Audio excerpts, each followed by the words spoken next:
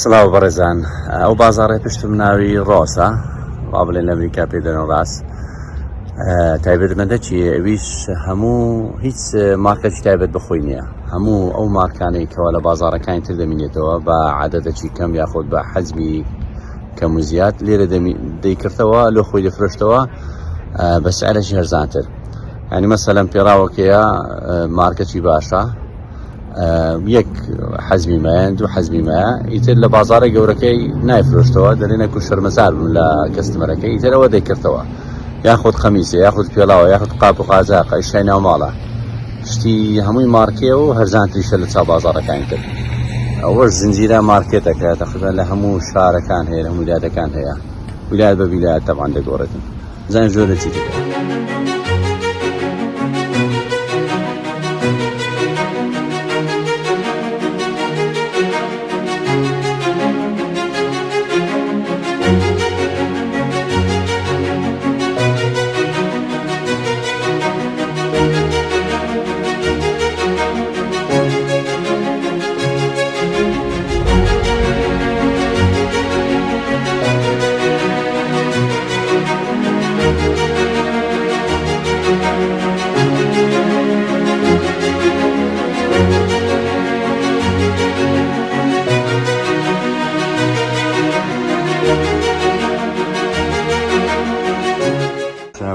ئەوە مۆبایلی پێڕادەگرت لە سەدەشبووری سیارەی سەری خۆی هەیە، بەڵامەوە سعرێکی چیان نووسە لەسەری $7.99 سەری ئێرە مەشاکێ دەڕێ بەخۆی بە $12 و هەندە چیە لە بازاری عام، بەڵام من بە $7.99 دەفرۆشین. ئیترە هەب باوشیان ئەوەشیان ئەوە شار لەو بابەتەیە بەخۆی بە $12 بەڵامەوە بە $6.99 دەفرۆشی، یعنی دائیمەن $5-6 لە سعرێکی هەرزانترە لە چاو بازاڕی.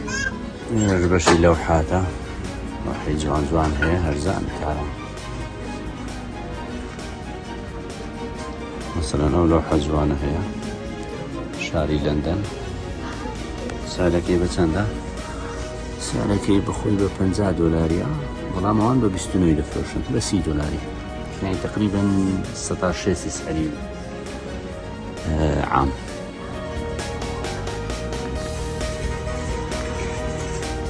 وش خوما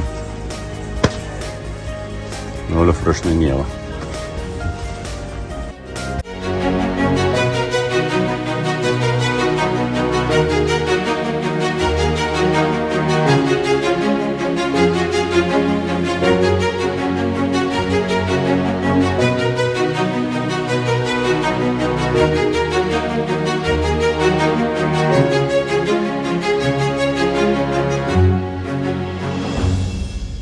زينو پێڵاو چەندە؟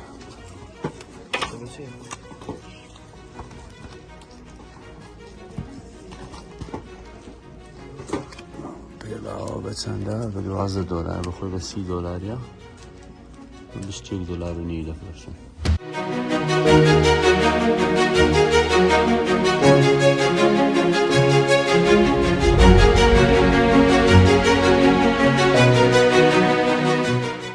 تقريبا ب $20 6 جۆدە گۆریە، وەڵام بە سعری خۆیان $9 تقریبا نیوەیان کردی، 150 هەرزانترە چاو بازارێکی بەدیلاس و معروفیشە. و ئەو بازارە تقریبا سەرتاسەری عالم 1700 ستۆریان هەیە، نزیکی 90,000 مۆزەفی هەیە.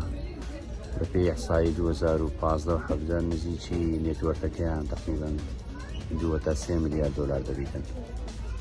بازارێکە زۆر معروفە لێرە، خەڵکی زۆر حەزی پێیەتی. تا ڤیدیۆ شار بن.